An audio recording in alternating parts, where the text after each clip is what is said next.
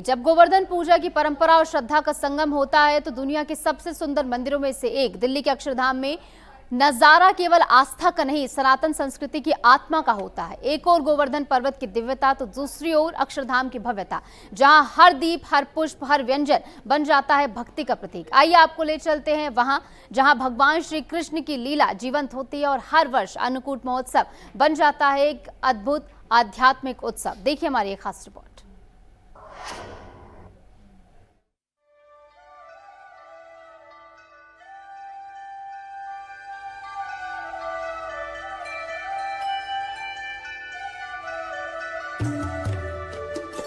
दिल्ली स्थित विश्व प्रसिद्ध अक्षरधाम मंदिर में इस वर्ष गोवर्धन पूजा और अन्नकूट महोत्सव की छटा कुछ ऐसी बिखरी कि श्रद्धा और संस्कृति के रंग एक साथ खिल उठे। संपूर्ण मंदिर परिसर को भव्य पुष्प तारणों और पारंपरिक सजावट से सजाया गया। हर कोना जैसे एक आध्यात्मिक ऊर्जा से ओतप्रोत हो उठा। सुबह से ही श्रद्धालुओं का सैलाब मंदिर परिसर में उमड़ पड़ा। कोई हाथों में फूल लिए, कोई व्यंजन की थाली सजाए और कोई मन में केवल भक्ति का भाव लिए प्रभु के दर्शन को आतुर।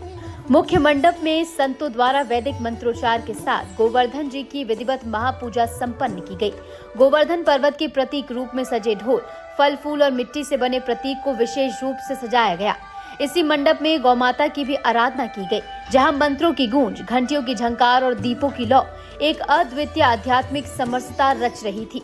ये पर्व केवल पूजा का आयोजन नहीं है, ये उस स्मृति का उत्सव है जब भगवान श्री कृष्ण ने गोवर्धन पर्वत को अपनी छोटी अंगुली पर उठाकर गोकुल वासियों को इंद्रदेव के कोप से बचाया था। वह घटना न केवल आस्था का प्रतीक बनी, बल्कि सनातन संस्कृति के उस पहलू को भी रेखांकित करती है जिसमें प्रकृति के प्रति सम्मान और कृतज्ञता का भाव सर्वोपरि होता है। गोवर्धन पूजा के माध्यम से हम धरती, वर्षा, अन्न, जल और समस्त जीवों के प्रति आभार प्रकट करते हैं और यही इस पर्व का सार है।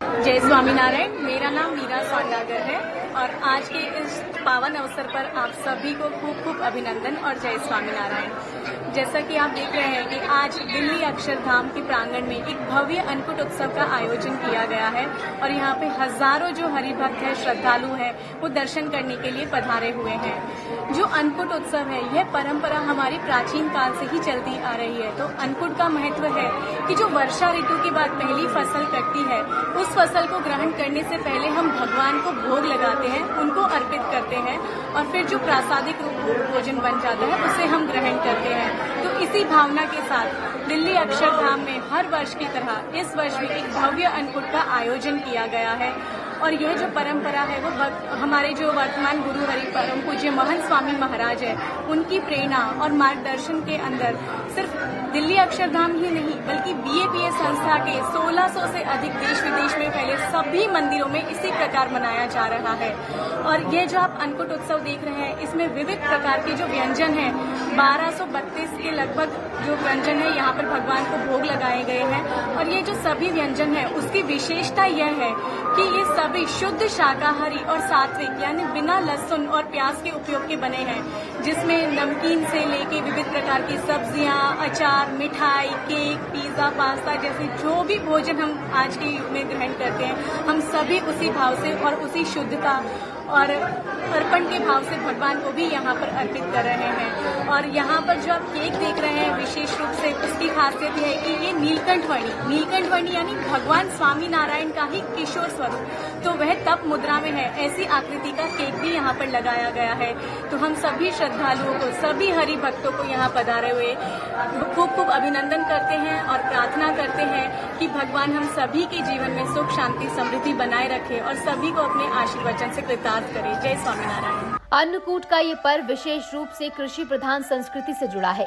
ये वही समय होता है जब फसल कटाई की शुरुआत होती है और भक्तों की भावना होती है कि वर्ष की पहली उपज भगवान को समर्पित की जाए। अक्षरधाम मंदिर में भक्तों ने सैकड़ों नहीं बल्कि हजारों व्यंजन बनाकर भगवान श्री हरि को अर्पित किए।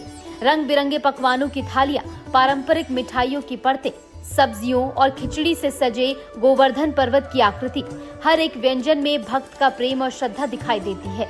इस बार लगभग 2000 प्रकार के व्यंजन भगवान को अर्पित किए गए। साधु ज्ञानानंद दास, अक्षरधाम नई दिल्ली। हमारे भारतीय सनातन संस्कृति के अंदर अनेक उत्सव मनाए जाते हैं जिसमें दीपावली का उत्सव बड़ा ही प्रसिद्ध है। और दीपावली के बाद अन्नकूट उत्सव और गोवर्धन पूजा का भी बड़े ही धूमधाम से पूरे देश में मनाया जाता है। इसके अंतर्गत गोवर्धन पूजा भगवान कृष्ण ने ही ये संदेश दिया है कि जिस प्रकार से आस पास हमारे प्रकृति के अंदर जो संसाधन है, जिसमें हमारे पशुधन होते हैं, वनस्पति वगैरह संसाधन हैं, ये सभी मानव जीवन के उपयोगी हैं और मानव जीवन को पूर्ण बनाते हैं। अतः उनका सम्मान होना चाहिए, उनका आदर होना चाहिए। और इसीलिए भगवान कृष्ण का ये संदेश आज गोवर्धन पर्वत के पूजन के रूप में सभी लोग मनाते हैं।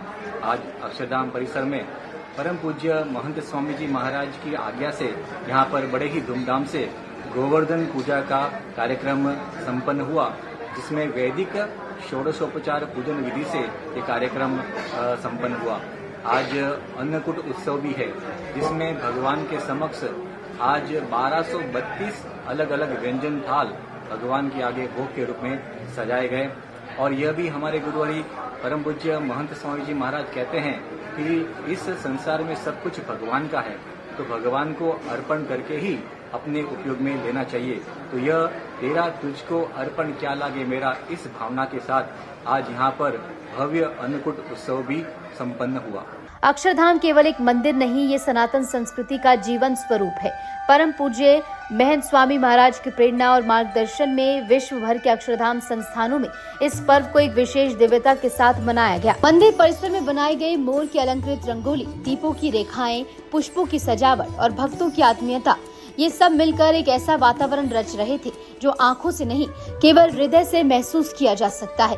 ये उत्सव केवल एक दिन का आयोजन नहीं, ये भारतीय जीवन शैली की सतत परंपरा है, जिसमें भक्ति, प्रकृति, आभार और आत्मसमर्पण है।